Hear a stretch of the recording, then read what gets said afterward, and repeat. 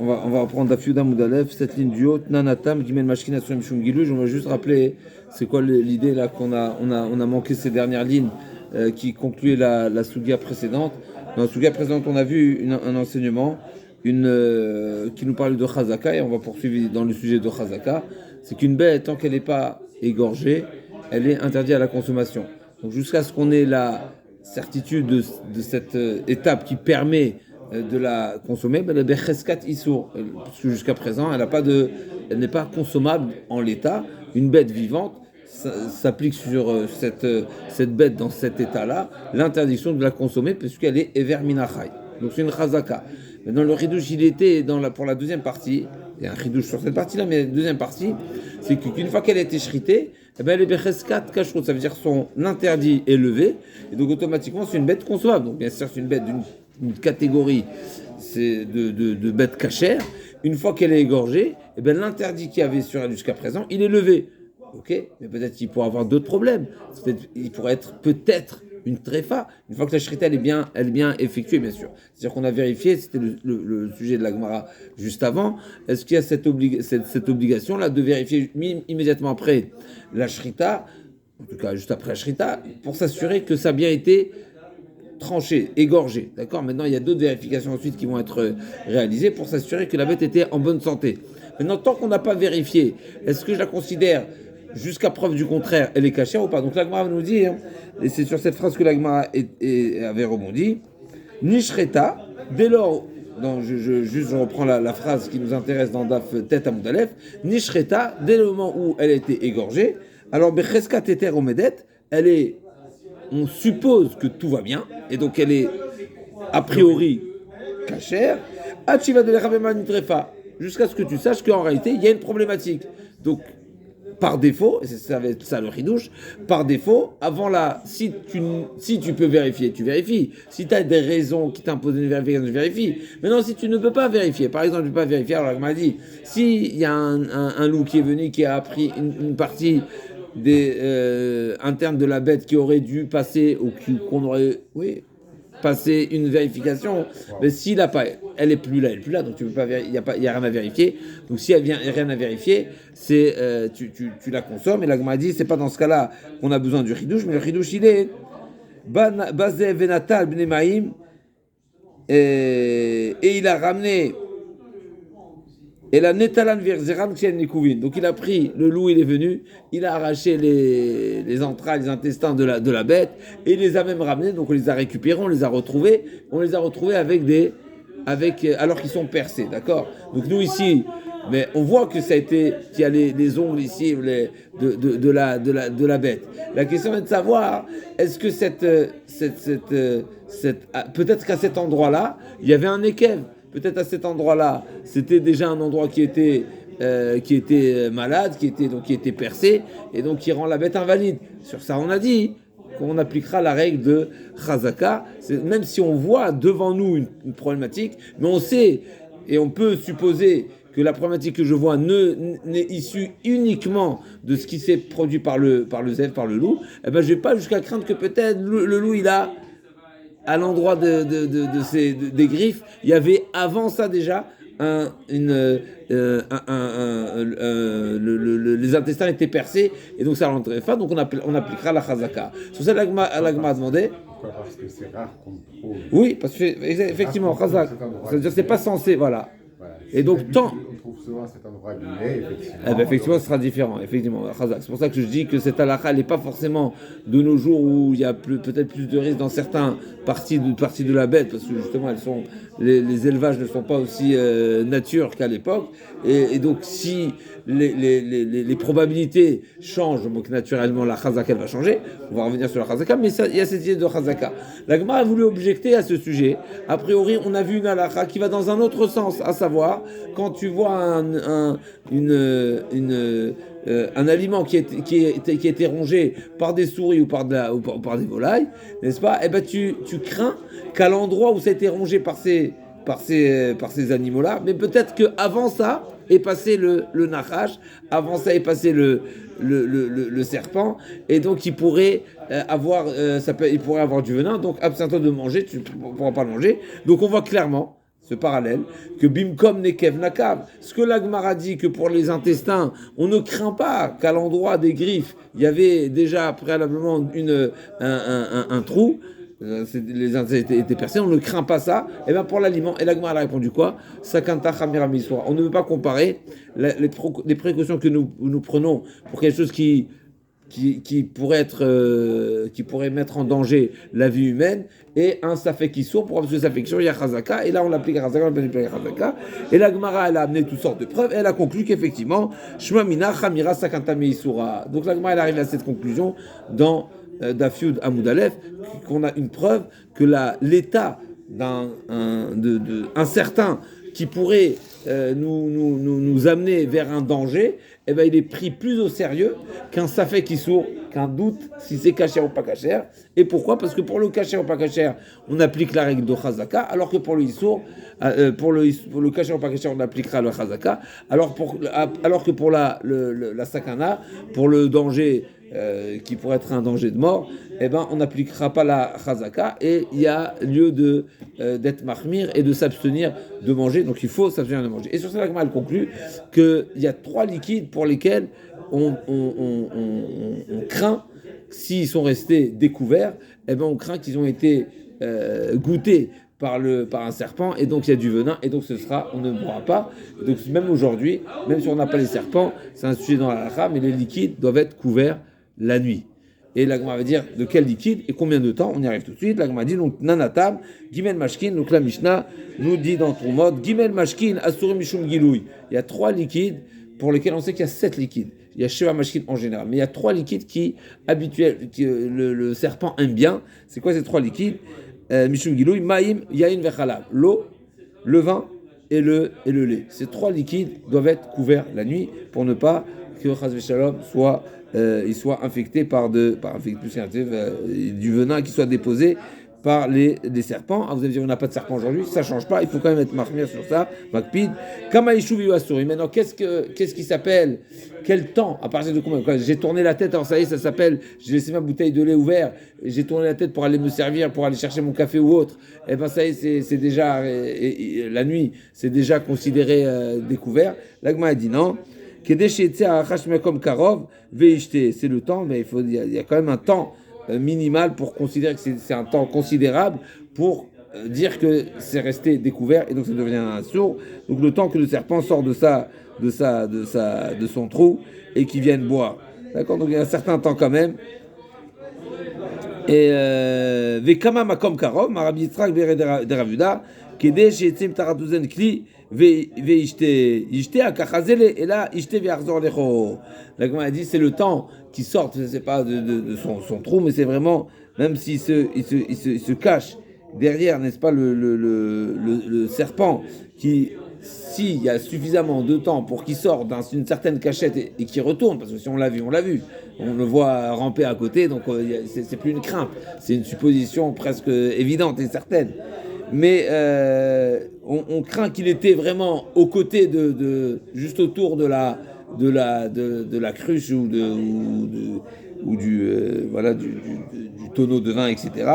Veyarzor les choro.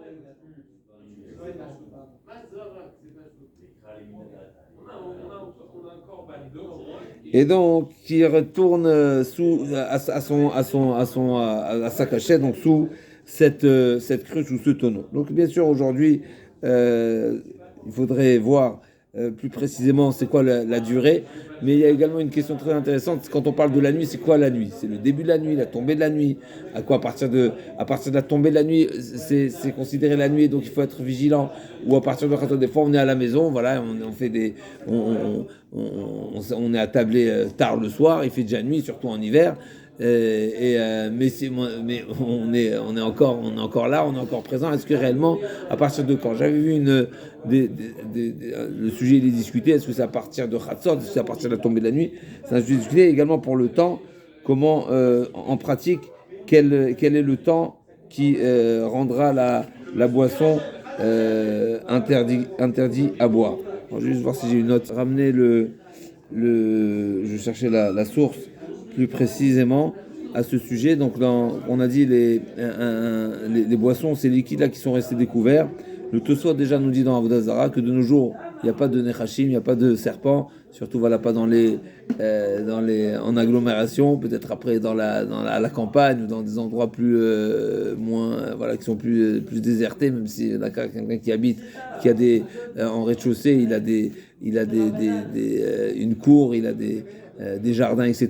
Encore, ça pourrait être différent, mais c'est sûr qu'aujourd'hui, de manière générale, c'est ce qui est marqué, c'est pas les mots de Tosfot, c'est dit, de nos jours, on ne rencontre pas de serpents, donc c'est autorisé, malgré tout, et c'est ce qui est marqué dans la halakha, Tosfot, le Rashba, le Tour, Nagoulé Akel, l'habitude est aujourd'hui, le minag est d'être mekin, même si c'est resté découvert. Mais malgré tout, voilà, c'est quand même intéressant, le Pitré Tchouva, il ramène, donc ça c'est le Shulchan Aruch dans Kuftet Zayin, et le Pitré Tchouva il ramène au nom du Shla, Mikol Makom Shomer Nafsho Echak Mizeh, celui qui est Shomer Nafsho, celui qui a une âme sensible, et il est quand même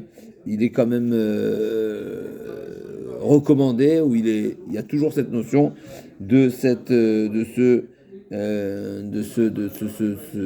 s'imposer cette règle, cette restriction, cette retenue, et au nom du Gaon, il ramène ce témoignage, le Gaon de Vina qui dit Chaya Nizar Meod Bedavarze. Donc c'est quelque chose qui vraiment prenait très au sérieux. Alors juste pour vous allez me dire, de toutes les façons, c'est pas un interdit, c'est seulement une mise en garde. Qu'est-ce que ça comme conséquence? Ça veut dire c'est un enseignement, ok, c'est seulement on vient nous dire sache que c'est dangereux, ne le fais pas, ou ça a également une forme d'interdit. Alors là, les poskim ils nous disent que le Roche, il dit ça, le Rambam, il dit tous ces différentes interdits que Rachamim nous ont cités dans la Gemara, c'est marqué qu'une personne qui les enfreint, qui transgresse ces mises en garde là, Makin Oto Makat Mardout, il est passible de coups midé Rabanan. Donc les Malkout, il y a un Malkout des Rabanan, et plus que ça, il nous dit le Roche, Kofin Oto Lotzil Sakantachama Misura, et de même que le Bedin est responsable d'interdire quiconque de transgresser un interdit, c'est-à-dire qu'on est tous responsables mutuellement, mais quand il y a un Bedin, on constitue un Bedin, alors ils peuvent aller jusqu'à même prendre des mesures plus sévères, et même de donner des coups dans certains cas. Et le car mechuyavim lafresho shevsha benafsho, autant le Bedin a ce devoir d'empêcher une personne à se porter atteinte. Mais ça à Mavdiel fait Avdalot, je me suis toujours posé la question selon n'est-ce pas, l'idée de Goy un petit peu qui plane dans les airs, et qui plane plus qu'il plane, mais il porte même atteinte pour respecter les minorités, n'est-ce pas? Il leur donne toutes sortes de droits, il leur permet de s'afficher et de s'exprimer et de défiler, etc. Pourquoi? Au nom de la liberté. Mais si au nom de la liberté, je me suis toujours posé une question, mais quelqu'un qui veut se suicider, pourquoi on vient l'empêcher de se suicider? Chez le Goy, il a qu'à se suicider. S'il est libre, si tout homme est libre de faire ce qu'il veut, mais laisse-le. Pourquoi tu vas essayer de défendre, d'aller chercher ça? Mais si tu vas dans ce sens-là, qu'en réalité, la personne est libre de faire ce qui lui semble bon. Mais quelqu'un qui te dit, ou encore le suicide, tu vas dire, je crains qu'il est dans un état second, etc. Donc je cherche son bien-être. Mais comment tu définis le bien-être? Mais lui dit non, je veux. D'accord? Donc, comme quand on parle de l'euthanasie et de toutes sortes de décisions qui en France ne sont pas encore légalisées, dans d'autres pays, oui. C'est passé. Ok, Chazak Mazal Tov. Ok, ça a mis des années, alors que toutes sortes d'autres genres de lois, elles sont passées bien plus tôt. Mais je comprends pas. Si l'homme il est libre, ben laisse-le. Si l'homme est maître de ça, il est propriétaire de son être, et ben alors laisse-le, il est libre. Il veut se jeter, qu'il se jette. Au contraire, il porte atteinte à personne. Il demande de mourir, ou il demande, d'accord, il est conscient. Mais ce serait quoi le problème? Pourquoi ça a mis du temps? Forcément, c'est parce qu'au fond, il y a une autre logique qui nous amène à dire non. En réalité, si nous, les penseurs, si nous, les philosophes, si nous, là, d'accord, les professeurs, on est arrivé à la conclusion que la chose, elle est bonne, ou qu'elle est mauvaise, donc on va pas laisser le mal se faire par une personne, parce que forcément, c'est qu'il n'est pas suffisamment conscient. Alors, et pour toutes les autres choses, alors quoi, on pense que c'est oui, c'est bien, je comprends pas. De laisser de se faire n'importe quoi au nom de la liberté. Qui est-ce qui est là pour régler et réglementer tout ça? Tout ça, c'est simplement pour dire que, voilà, ici on rachamim. Pardon? C'est un débat philosophique, malheureusement. Et on y va. Ashochet Itmar, Ashochet Besakin Mitzat Peguma. Donc celui qui a fait la shrita. Alors, c'est pas précisé dans la Gemara explicitement à quel moment il s'est aperçu, en tout cas, bien sûr c'est après, mais est-ce qu'il a fait une vérification juste avant ou pas? C'est pas explicité dans la Gemara, mais on va le déduire de la suite de la Gemara. Mais en tous les cas, après la shrita, il s'avère que le couteau il était pas goum, donc il n'était pas lisse, il était pigmenté, d'accord? La question est de savoir, est-ce que je dis que si je le trouve aujourd'hui, maintenant, pas goum, je crains qu'il n'était pas goum au moment de la shrita et donc la shrita n'est pas cachère, ou bien je dis non, c'est maintenant qu'il est devenu pas goum, c'est maintenant qu'il était. Donc forcément, si on va supposer que c'est uniquement maintenant et pas avant, il faut supposer qu'il y a eu une vérification juste avant la shrita. Chazak, alors ça va laisser de temps, c'est pas ce qu'on a fait avec. Donc on va voir tout de suite. On va voir jusqu'à où va être le chachash. Donc probablement, on parle d'un cas où il a vérifié juste avant la shrita, mais c'est en faisant la shrita que le couteau il a pu se être nivgam. Comment? On y arrive tout de suite. Là, me dit, Itma Shoret Besakin. Pardon? Avec un petit os. Exact. Alors l'os, normalement, l'os il n'est pas devant, il est derrière. Mais on va voir, ça peut être même avec la peau. C'est un chinouche extraordinaire, parce que des fois sur la peau, il peut avoir des petites saletés, des petits cailloux, et ça peut très, très facilement, il peut avoir un petit coup qui pourrait invalider. Donc c'est pour ça qu'avant de faire la shrita, il y a toute une préparation du cou, des poils, etc., pour pas que ça dérange, surtout pour les Les bovins, les grosses bêtes. Non, au contraire, eux, ils sont pas poilus à cet endroit-là, si je ne me trompe pas, c'est pour le pour le bouc. Le bouc. Ils ont ces types de bêtes qui ont une gorge poilue. Mais en tout cas, on va voir dans la suite des grands. Donc, Itma Shoret Besakin Nivgam Piguma, Amaravuna, Afilu Shiber Ba'atzamot Kol Hayom Psula. Chayshinan, Shema Beor Nivgema. Même si, après la shrita, ce shochet en question, il a utilisé ce couteau pour briser des os, donc clairement, il y a lieu de supposer que c'est ensuite qu'elle est devenue gouma à cause des os, et bien malgré tout, c'est pas pour autant que ça va nous laisser supposer comment la shrita s'est cachée. Pourquoi? Parce qu'il y a toujours lieu de craindre que déjà, avant la shrita, avant la shrita, il était caché le couteau, il était vérifié. Après la shrita, j'ai cassé des os avec. Donc c'est sûr qu'il y a lieu de logiquement, très probablement, avant la shrita, il était caché. Après la shrita, j'ai cassé des os. Donc c'est après la shrita qui s'est abîmé le couteau. Malgré tout, ça ne va pas me suffire pour supposer comment la shrita s'est cachée. Et donc je vais craindre que déjà avant la shrita, en passant le premier coup de couteau sur la chair, sur la peau de la bête plutôt, et bien déjà à ce moment-là, il est devenu pagoum. Pesula Shema Be'or Nivgema, déjà avec la peau au début de la shrita. Vers Frisda Marchera, Shema Be'tzem Nivgema. D'après Rafrizda, non, on n'est pas Rochesh. Et l'agma va dire Bishlam Ravuna Kishmate, et la Rafrizda Maitame, Maitama. Donc l'agma a dit, d'après, l'agma elle comprend, elle dit, d'après Ravuna, nous a expliqué c'est quoi sa position, parce qu'on craint que c'était Nivgam avec Bishlam Ravuna Kishmate.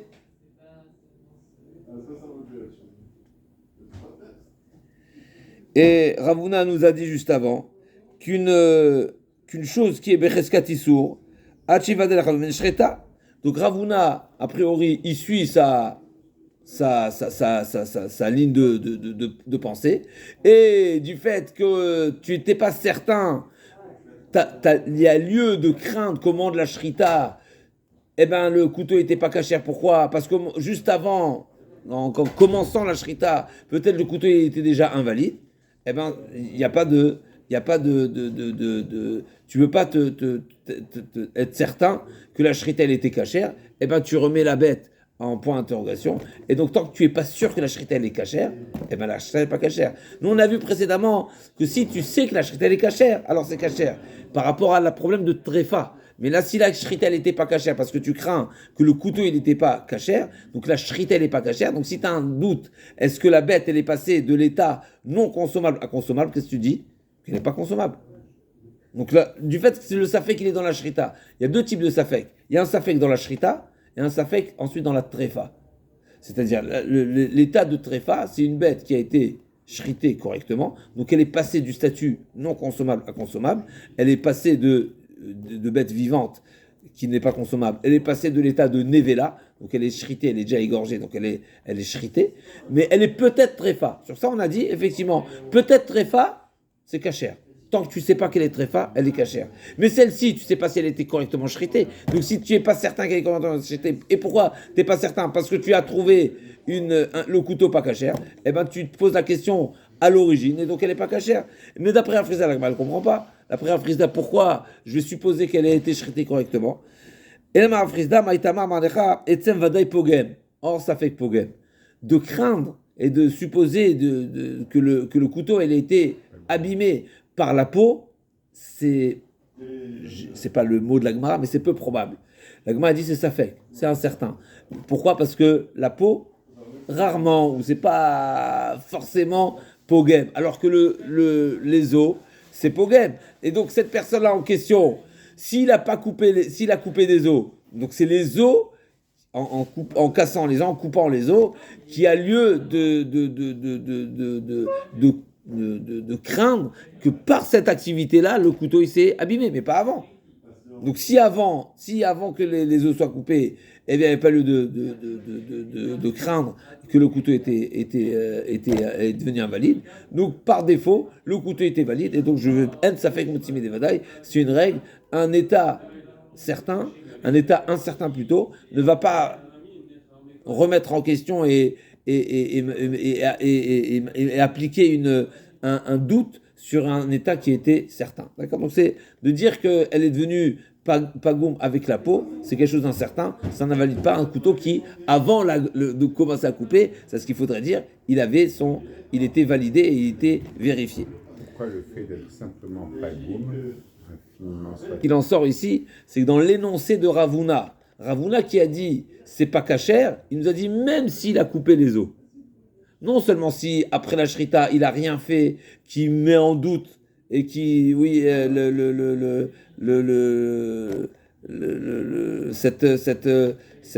défaut qu'il y a pu avoir dans le couteau, mais c'est sûr que c'est pas cachère parce que si tu l'as trouvé pas cachère après la shrita, ben, probablement il n'y a pas de raison de ne pas douter également qu'il n'était pas cachère avant la shrita. Mais même s'il a cassé des os, c'est la même chose. Rafrizda, il dit non. S'il a cassé des os, non. Pourquoi? Parce que les os, c'est vadaï, alors que la peau, c'est safek. La Gemara dit Métivé Rava, les souillés les Ravuna. Donc Rava va objecter à Rafrizda et amener une preuve, une preuve qui sera un appui pour Ravuna. Taval ve'ala ve'nimtsa alav davachotses. Une personne qui était impure, il s'est immergé. Et en sortant du mikvé, il trouve quelque chose, il trouve une pellicule qui forme une khatsitsa. Donc khatsitsa, c'est un écran entre l'eau et le corps. C'est marqué dans la Torah, vetaval bamaim, vetaval besor bamaim. Il faut s'immerger totalement et ne pas qu'il y ait d'écran entre le corps et l'eau. Donc il faut préalablement s'assurer. Aujourd'hui, on n'a pas tellement de halachot pour nous les hommes et pour les femmes. La femme, avant de s'immerger, elle doit ce qu'on appelle faire iyun, elle doit vérifier et s'assurer qu'elle est totalement qu'il n'y a pas de pellicule quelconque, sans parler, donner des exemples de maquillage de vernis, etc. Certains discutent pour le vernis, mais en tous les cas, de manière générale, la règle est ne pas avoir d'écran qui pourrait former une khatitsa entre le corps et l'eau. Maintenant, celui qui a retrouvé la khatitsa en sortant du mikvé. Aujourd'hui, les mikvés, ils sont propres, ils sont modernes, ils sont ultra nettoyés, etc. À l'époque, ils pouvaient se tremper dans des fleuves, dans des lacs, dans des sources d'eau qui n'étaient pas forcément. Donc, on pouvait trouver. D'accord? Donc, en sortant, il a trouvé une khatitsa. Maintenant, cette khatitsa, il ne sait pas. Voilà, alors une feuille, je ne sais pas si la feuille sera un problème, parce que la feuille, très probablement, c'est venu dans l'eau, et si c'est venu dans l'eau, donc c'est venu avant. Mais en tout cas, une forme de khatitsa. Là aussi, il faudrait rentrer dans le détail. Mais en tout cas, la question est, c'est qu'en sortant, il a trouvé une khatitsa. Maintenant, il ne sait pas. Donc il faut forcément parler d'un type de khatitsa où je peux douter qu'elle est venue avant, parce que si je ne doute pas qu'elle est venue avant, si juste avant j'ai vérifié, je suis certain, alors c'est certain qu'elle est venue après. Si elle est venue après, j'étais déjà mouillé, donc il n'y a pas de khatitsa. Mais en tous les cas, l'Agma nous dit Taval Ve'ala, on va voir dans la suite. Donc il a trouvé, admettons, du sang, d'accord, du sang. Donc admettons, c'est un chorette, et lui-même il est son activité c'est l'abattage ou autre, et en sortant du mikvé, pas juste après, mais après dans la journée, il retrouve une tâche et il n'est pas certain s'il avait validé, si c'était vérifié correctement avant, il faisait somme ou autre, il ne savait pas si au moment du mikvé, eh ben même si c'est son activité, et donc de la peinture, d'accord, c'est un peintre le gars. En sortant du mikvé, un peu après, il trouve une tache de peinture. Il se dit, mais cette tache de peinture, elle était avant ou le mikvé ou pas, ou après. A priori, là aussi, on devrait dire quoi? Mais si c'est son activité, s'il y a lieu de penser, de supposer que c'est venu après, ben c'est venu après. Donc d'après un frisda, on devrait dire que c'est cachère, c'est valide, cette ville elle est cachère. Et on a qu'à supposer que cette tâche, cette trace, elle est venue après. Et malgré tout, on voit... ונמצא עליו דבר חוטף אף בשביל להתעסק באותו המין כל היום כולו, לא אל תלוי pourquoi, עד שיאמר ברידי שלא היה עליי קודם לכן. Il ne sera tahor uniquement si il est capable de dire qu'il est certain qu'en allant s'immerger, il n'y avait pas cette tache de peinture, par exemple, sur lui. Donc on voit clairement que là, le fait qu'il se soit, après la tvila, il était au contact de la chose qui a pu lui faire la khatitsa, c'est pas pour autant qu'il pourra supposer qu'il était bon au moment de la tvila, jusqu'à ce qu'il le confirme et avec certitude. Oui, bien sûr. Ouais, c'est quelque chose de personnel, c'est lui et lui-même. Donc il vient chez le Rav, il dit voilà, je suis parti au mikvé, en sortant du mikvé, je trouve cette peinture, mais en sortant du mikvé, je suis retourné à l'atelier. Mais le Bedin va lui dire, le Rav va lui dire, est-ce que tu es capable de savoir qu'au moment quand tu es descendu dans te tremper, tu n'avais pas cette tâche? S'il dit oui, c'est lui et lui-même, bien sûr. S'il dit non, j'ai le doute, j'ai pas bien vérifié, je me suis lavé, j'ai pris ma douche, je suis parti au mikvé après, mais j'ai pas bien vérifié, je ne suis pas analysé scrupuleusement. Eh bien, on lui dit, tu dois te refaire ta trempette. Et donc là aussi, là aussi, tu devrais dire la même chose. C'est sûr qu'il s'est trempé, il s'est immergé. Donc s'il s'est immergé, tu as un safek il y a un safek s'il y avait une khatitsa ou pas. Un safek s'il y avait un écran, et donc si ça elle est pas valide ou pas. Mais c'est sûr qu'il s'est immergé. Donc tu devrais appliquer la règle de un safek motiv vadaï. Ve'acha de vadaï taval, ça fait qu'avaler, ça fait que l'avaler. Ve'kat ça fait motiv de vadaï. La dit shanatam dit kelmar ametam menachat. C'est pas pareil. Pourquoi? Parce que la personne, toi tu me dis il s'est trempé et tu sais pas s'il y a eu un écran avant ou après. Et donc tu devrais dire tu devrais appliquer la règle. Tu es sûr qu'il s'est trempé. Tu es incertain s'il y avait une invalidité à la trempette. Eh ben, tu devrais appliquer le vadaï. Le vadaï, non, pas du tout. Avant qu'il se trempe, son état, il était quoi? Il était impur. Donc, en réalité, l'état initial, c'était quoi? Mais c'est son statut avant la trempette. Donc, avant la trempette, il est certainement impur. La trempette, elle va le purifier. Donc, le doute, est-ce qu'il est devenu impur? Donc, en réalité, on applique la règle inverse. Ahmed, Adam al-Cheskato, son statut initial d'état impur, c'est ça la chazaka, et la question et l'incertitude est sur la validité de la tvila. On m'a dit mais c'est comme ça, alors dis pareil pour la bête. Pour la bête aussi, t'as qu'à dire que la bête elle n'était pas cachère, elle est restée pas cachère jusqu'à ce que tu prouves qu'elle est cachère. On m'a dit non, c'est pas pareil parce que là elle est shritée, là elle est égorgée. Je comprends pas, c'est la même chose. De même que la bête, tant que tu ne valides pas la shrita, elle n'est pas cachère. Là aussi, tant que la personne ne valide pas sa tvila, il est impur. Donc c'est quoi la différence? L'agma dit sakinitra bemaluitrea. L'agma dit non, il y a une différence. L'interdit il est où? Sur la bête, l'interdit il est où? L'interdit il est dans la bête. La shrita autorise la bête. Aujourd'hui, je trouve un problème qui se trouve où? Il est situé où la problématique? Sur le couteau, pas sur la bête. Donc, c'est suffisamment indépendant pour dire que ce que je vois aujourd'hui, ce que je constate aujourd'hui, je vois une bête qui est shritée, qui est égorgée. Donc, naturellement, elle est passée de son état interdit à l'état de consommer parce qu'elle est shritée. Ah, peut-être la shrita n'est pas bien. Oui, mais qu'est-ce qui te ferait dire que peut-être la shrita n'est pas bien? C'est le couteau. Le couteau, c'est autre chose.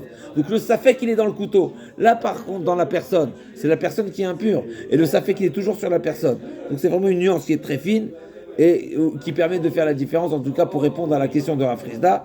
Et donc là, Rav Frisda te dira, effectivement, celui qui était impur, qui s'est immergé, qui est pas certain, qui avait pas ça avant la tvila, eh bien effectivement il sera d'accord qu'il sera impur. Pourquoi? Parce que son état, il est Bessafek, son statut. Alors que la bête, non, la bête était vivante, elle était interdite. Une fois qu'elle est égorgée, elle est autorisée.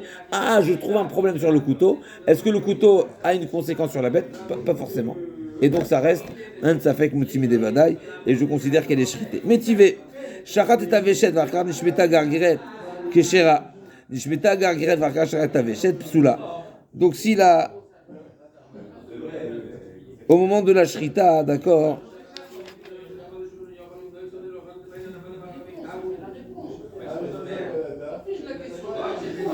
Pour la volaille, on sait qu'il y a une différence entre la volaille et la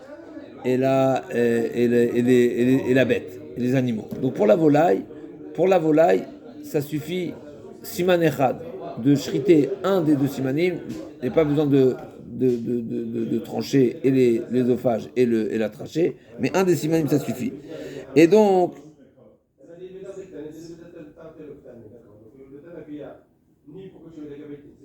on a trois kodashim, les choses qui ne sont ni qui sont que pour le kodashim, pas pour les deux autres. Là, juste un instant. Métivé. Shachat et Aveshet, Varkan Shmita Gargiret. Donc celui qui a été shochet le Veshet, l'œsophage, et ensuite Varkan Shmita Gargiret, et seulement après, la trachée, elle s'est décrochée, elle s'est décrochée de la mâchoire. Kshera. Par contre, Nishmeta Gargiret Varkan Aveshet, Psula. Donc on a dit qu'on parle d'une volaille. Une volaille, même la shrita d'un des simanim, donc la trachée ou l'œsophage, ça suffit. Et donc en shritant l'œsophage, si c'est seulement après qu'il y a eu un problème, eh ben il n'y a pas de problème, c'est déjà shrité. Donc le problème il est venu après qu'elle est shritée, il n'y a pas de problème. Par contre, si ça s'est décroché avant, eh ben elle est déjà tréfa, elle est déjà ça invalide. Là, on ne pourra plus shriter la bête. Donc, Sharat Aveshet Varkan Nishmeta Gargiret Shera, Nishmeta Gargiret Sharat Aveshet Psula, Sharat Aveshet Vimsa Gargiret Shmuta. Donc il y a trois cas possibles. Il y a où on sait c'est venu après, il y a où on sait où c'est venu avant, et il y a où tu sais pas. T'as pas réussi à identifier la situation avant, et après coup tu réalises que la trachée elle est pas à sa place, donc elle était retirée. Donc là on va se poser quoi comme question? Est-ce que au moment de la shrita tout était valide? Et donc même si aujourd'hui je trouve le problème, c'est pas grave, si aujourd'hui ça ressemble un petit peu au couteau, ou bien non, je crains que cette situation était déjà avant la shrita, et donc j'ai fait la shrita d'une bête qui était déjà tréfa. Donc là, comme il dit, donc il n'est pas en mesure, il n'est pas certain à quel moment la trachée elle s'est décrochée. Ayama c'est marmou, ça fait que je tape pas sous. Et sur ça, ils ont tranché, ils ont tranché. Du fait que tu as une incertitude, est-ce que au moment de la shrita, la bête était dans un état shritable? Eh ben, c'est pas soul. Quand ça fait que je le tout émail, mais ils ont formulé de quelle manière ils se sont exprimés les chachamim. Kol safek b'shrita. Tout doute qui est sur la shrita, pourquoi tu m'as dit tout? Dis-moi simplement, c'est un doute sur la shrita. Qu'est-ce que tu viens inclure ici? Les atouika gavna. Donc a priori, ça vient également inclure notre cas de figure, à savoir où après la shrita, on a trouvé que le couteau il était pas goum. L'agma dit non, l'atouye safek shaha safek daras. L'agma dit non, en réalité ça vient inclure un autre cas de figure, c'est dans le cas où il a le doute, le shochet, même compétent qu'il soit, on y arrive tout de suite. Et ben il a le doute, peut-être il a marqué un temps d'arrêt, ou bien il a été dorès, ou bien il a appuyé davantage. Et ben dans ce cas-là également on dira kol safek bishrita pasoul. L'agma dit majna tabditi de beruta bema achasakin itra bema lo itra. Donc l'agma dit donc c'est question sur Ravuna. Finalement c'est quoi la différence si tu as un safek dans la shrita ou si tu as un safek sur le couteau? C'est ce qui est. L'agma dit non, justement, c'est différent. Comme on a répondu tout à l'heure. Quand tu as un safek sur la shrita, donc tu as un safek sur la BMA. Donc si tu as un safek sur la BMA, est-ce que c'est valide ou pas? Alors là, effectivement, Rav, Chizda, il est d'accord que ce ne sera pas cachère. Par contre, quand c'est un problème sur le couteau, c'est pas la même chose. Et l'agma, elle conclut quand même. Ata mitnei da beruta BMA, Achasakin itra bemal ou itra vilcheta kevate de Ravuna keshelo shiber baetzem vilcheta kevate de Rafrizda kshiba baetzem. Donc l'agma a dit, ce qu'on retiendra, c'est que dans le cas où effectivement où il n'a pas cassé d'os après la shrita, eh bien là effectivement on craindra que le problème s'est assurgi sur le couteau avant la shrita. Alors que si il a cassé des os, eh bien effectivement là on ira comme Rafrizda. Mais l'agma a dit, mais dans ce cas-là, la halakha est comme Rafrizda. J'entends que Ravuna et Rafrizda, ils sont en marloquette opposés, à savoir Ravuna il invalide tout le temps et Rafrizda il valide tout le temps. Ravuna il invalide même s'il a cassé des os après. On craint que ça s'est invalidé par la peau de la bête, alors que Rafrizda il valide tout le temps, a priori même s'il n'a pas cassé des os. Mais s'il n'a pas cassé des os, comment ça s'est abîmé? Donc là, comme a dit Michlal, dans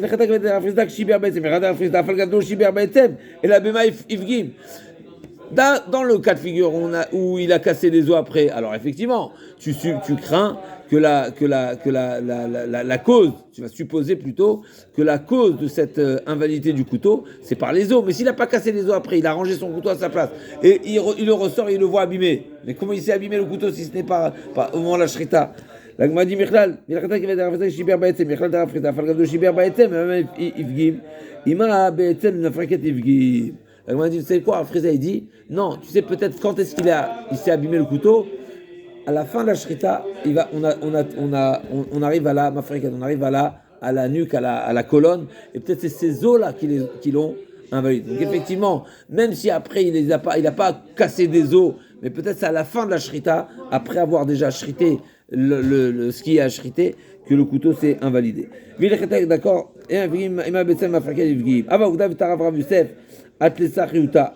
Maintenant, l'agma nous raconte qu'il y a eu un cas de figure comme ça qui s'est présenté à Rav Yosef. Et Rav Yosef, il a invalidé les 13 bêtes qui ont été shritées. Donc il y a eu plusieurs shritotes. À la fin, on a constaté que le couteau il était invalide. Et bien Rav Yosef, il a invalidé toutes les bêtes qui ont précédé. On coupe la trachée et l'œsophage de la shrita. Pour les bovins, Rov Shnaim, il faut la majorité des deux. Ouais. La majorité des deux. Alors que pour la volaille, c'est un seulement. Un seul. La malekra, les Meïla, la malekra, quand tu Kodashim Ktibé. Donc l'agma elle demande, Tarab Yosef at Lesachiuta, Keman, Keravuna, va filou bekamaita. L'agma dit lo Kerafrita ou bar mekamaita. L'agma a dit quoi? Ça voudrait dire que Rav Yosef, est-ce qu'on aurait une preuve d'ici que Rav Yosef a tranché, a retenu la halakha comme Ravuna, qu'on invalide tout le passé, et donc même la première bête? L'agma dit non, à part la première bête. Donc la première bête elle est valide, mais on craint effectivement que dès la première bête, le couteau s'est invalidé, et donc toutes les bêtes suivantes sont devenues invalides. Donc la première elle est valide. Donc à nouveau, on n'a pas vu explicitement, mais probablement, il y a une vérification avant la première shrita.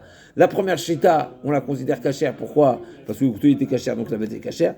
Ah, mais peut-être, à la fin de la shrita, il a tapé dans l'os. Et donc à ce moment-là, le couteau il était invalide. Et bien toutes les shritas qui vont suivre, elles vont être invalides d'après Rafrizda. Va filu bekametalo kerafrizda, ulbar mekamaita vibet et malolam keravuna, di kerafrizda mirdet.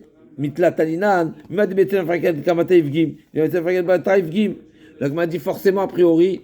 Donc on nous dit deux réponses. Peut-être c'est comme Rafrizda, peut-être c'est pas comme Rafrizda. Pourquoi? Parce que si Rafrizda il nous dit peut-être que le couteau s'est abîmé avec l'os au moment de la shrita, mais pourquoi tu vas dire qu'il s'est, donc tu es tolé la kula, tu vas supposer que le couteau était cachère jusqu'au moment où il est devenu pas cachère, donc tu vas repousser le doute au maximum, ben t'as qu'à dire qu'il s'est invalidé à la dernière shrita. Donc pourquoi tu vas tous les invalider?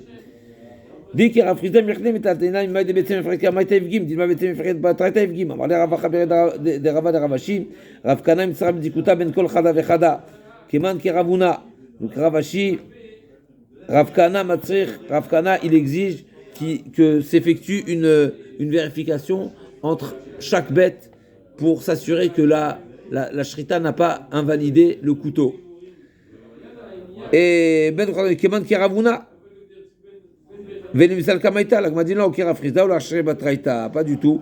Pourquoi? C'est pas le but de la vérification n'est pas pour valider la première shrita, et donc ce serait comme Ravuna, mais c'est pour valider la dernière Et donc, on peut très bien penser comme Rav Frisda, à savoir qu'on suppose que le couteau s'est invalidé à la fin de la shrita.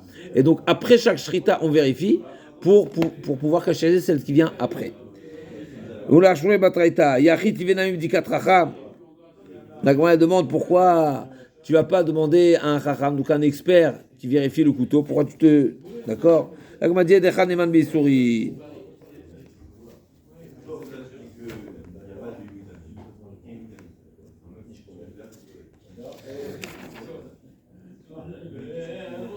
Donc on sait que la règle de Shrita, on l'a vu rapidement, mais on le revoit ici, on a déjà vu précédemment, que la vérification du couteau, quand il y a un chacham, quand il y a un expert, un rav, chacham, expert en la matière, avant de donner l'autorisation au shochet d'aller shriter, le couteau doit passer vérification chez le chacham. Et donc l'agma a dit, ça c'est avant le début de la shrita. Mais entre chaque shrita, même si on fait une vérification, c'est pas pour autant qu'il faut retourner chez le chacham. L'agma dit pourquoi? Parce qu'on s'appuie sur un témoin, même une personne peut attester et valider et que c'est cachère. L'agma dit c'est comme ça. Alors pourquoi au début tu as besoin d'aller chez le rav? Si tu dis que tu fais confiance à une personne qui nous dit que c'est cachère, et donc tu pourrais faire confiance au shochet qui a vérifié en chacune des bêtes. Alors même à l'origine, pourquoi tu dois aller chez le chacham? L'agma dit Achimi Karnami, Amarabi Yochanan, le la Rosakinacham et la plus chez le chacham. Non, en réalité, pourquoi tu vas chez le chacham avant de commencer la shrita? C'est pas parce que le shochet il est pas, on ne veut pas lui faire confiance, mais c'est tout simplement pour faire honneur au chacham. Ça fait partie de ses responsabilités, donc le fait de valider le couteau, ça lui donne un honneur. Mais il n'a jamais que le shochet il est neeman. Mais on revient maintenant. D'où on sait, d'où ça vient, d'où vient cette idée, cette notion de chazaka. Donc effectivement, ici on a discuté, il y a chazaka, on n'applique pas chazaka. Dans le cas où on a trouvé un problème sur le couteau, mais tant qu'on ne trouve pas de problème, tout le monde est d'accord qu'on s'appuie sur la chazaka. D'où ça vient la notion de chazaka? Donc c'est-à-dire que même sans être certain à 100%, on s'appuie sur on suppose que tout va bien. Tout va bien, par exemple, que la bête n'est pas tréfa, que la shrita s'est bien passée. D'accord, à part dans le cas où le couteau, on le voit qu'il n'est pas bien, donc il y a un problème, parce que le couteau, il est devant nous. Mais sinon, jusqu'à preuve du contraire, on suppose que tout va bien. L'agma a dit, Amar Abishur Nachman Amar Metal Markra, Viatsa Konim Nabaït, El Petachabait. Une des preuves de Chazaka, l'agma va donner un des appuis, un des enseignements de Chazaka dans la Torah. Dans la Torah, c'est marqué que le Kohen, c'est le Kohen qui se prononce pour définir que la tâche qui a été trouvée dans la maison, c'est une tâche qui rend impure, c'est une impureté de tzarat. Maintenant, comment il se prononce le Kohen? Le Kohen, il vient, il analyse, il ausculte, il définit la tâche, donc avec toutes les règles qui s'appliquent vers la Kohen, etc. Quand est-ce qu'il va se prononcer? Il va d'abord sortir de la maison, après il va se prononcer, parce que sinon il va devenir impur. D'accord? Donc s'il se prononce, c'est la prononciation du Kohen qui va définir, c'est seulement ça va prendre effet, l'impureté de la maison ne va prendre effet seulement une fois que c'est prononcé. C'est pas la tâche en elle-même n'impurifie pas tant que le Kohen ne s'est pas prononcé. Donc le Kohen, il va d'abord sortir de la maison avant de se prononcer, ensuite à l'extérieur, il va se prononcer. Et donc l'agma a dit, mais je comprends pas. On est bien d'accord qu'il faut analyser, qu'il faut sculpter, qu'il faut vérifier que la taille, la couleur de la tâche, etc., pour que ça réponde à toutes les conditions. Maintenant, s'il se prononce immédiatement, alors effectivement, il se prononce en voyant la tâche, et donc il dit, ce que je vois, c'est impur. Mais non, la Torah nous dit non, Veyatsa à Kohen, le Kohen sort. Donc je ne comprends pas. Comment tu peux être capable de te prononcer après être sorti? Mais pas après être sorti, peut-être ça a changé, peut-être ça a modifié, peut-être il y a eu un petit changement, même si c'est un temps court, on va voir tout de suite. Mais en tous les cas, tu n'as pas la certitude à 100% que la tâche n'a pas été modifiée, n'a pas changé d'aspect, etc. Donc Dilma, donc c'est seulement en sortant de la maison qu'il va se prononcer et qu'il va définir que la maison elle est impure. Et Dilma Adenafik va tabassar les shiura. Donc là, m'a dit forcément, si la Torah demande à ce que, en tous les cas, n'impose pas au Kohen de se prononcer quand il voit encore la tâche, mais il sort de la maison et c'est seulement après qu'il se prononce, eh ben ça veut dire qu'on ne craint pas qu'il y ait eu un changement et donc on considère Mashéaya, ce qu'il y avait il y a un instant eh ben, je suppose qu'il n'a pas été, qu'il n'a pas modifié, qu'il n'a pas, il n'y a pas eu de changement. Parce que là, Rabbi Yaakov, peut-être pas, Vedilma, qui gant chez Atzader Achorav, des Kachazé Kinafak, là, on m'a dit non, peut-être il se trouve à la porte, mais il a toujours vu sur la tâche et il est toujours en mesure d'attester que la tâche en question, au moment où il se prononce, elle n'a pas modifié. La Gemara Marla Abaye, chez Tchouva de Vadavar, Chadad Yitzeder Achorav Lo Shmei Yitzia. Premièrement, qu'est-ce qui s'appelle sortir? Sortir, c'est sortir normalement, c'est pas en reculons. Et deuxièmement, et si la tâche elle se trouvait derrière, ça c'est bien beau dans un cas exceptionnel où la tâche elle est face à la porte et il peut sortir à reculons et avoir toujours l'œil sur la tâche et être capable de dire que la tâche n'a pas été modifiée. Mais si c'est pas en face de la porte, c'est derrière la porte. Comment il peut? Donc c'est pas en pratique, on ne peut pas dire que dans tous les cas de figure, il pourra se prononcer si la Torah a exigé que le Kohen se prononce uniquement quand il voit la tâche. Eh ben, c'est un cas presque impossible de se prononcer quand on est à l'extérieur. Ah,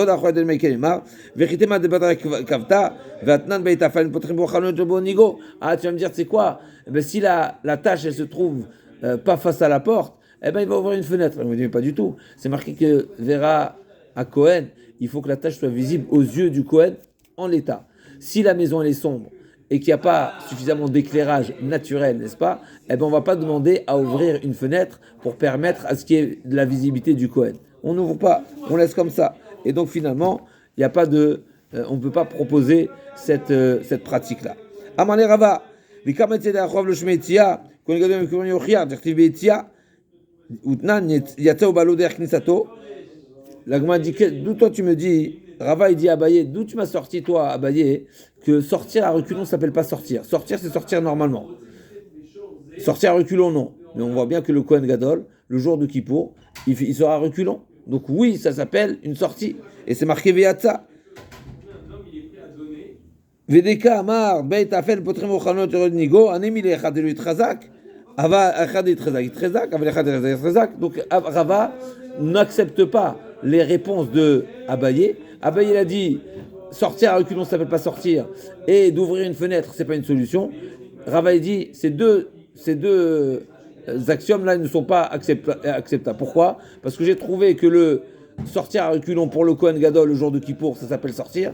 Et deuxièmement, toi tu m'as dit qu'on n'ouvre pas de fenêtre pour voir l'état de la tâche. Ça c'est bien beau avant de l'avoir vu, avant de l'avoir défini. Mais une fois que je l'ai défini en étant à l'intérieur, peut-être que oui, la Torah m'autorise et m'exige plutôt d'ouvrir une fenêtre de manière à pouvoir continuer à avoir une visibilité sur la tâche en sortant. La Gemara va amener une braïta qui n'y va pas dans le sens